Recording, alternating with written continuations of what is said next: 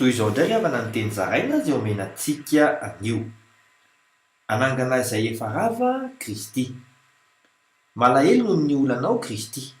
Araka ny voasoratra amin'ny filazantsara ny Jaona 1:25-30 amin'ny anaran'i Jesosy hoe Jesosy nitomany. Ny anjaranao dia manala ny vato misakana tahaka ny fahakimiana. Araka ny voasoratra amin'ny filazantsara ny Jaona 1:20-30 amin'ny anaran'i Jesosy hoe dia niesorina ny vato ary Jesosy dia nanandratra ny masony ka nanao hoe ray eo misaotra anao fa efa niaino ahy ianao. Izy kosa anangana izay efa maty eo amin'ny fiainanao.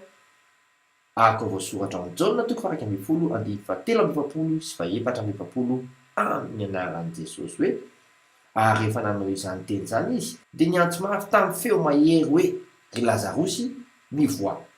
Dia nivoaka ny maty, nisy fehipaty ny tanany sy ny tongony sady voafeno sara koa ny tavany.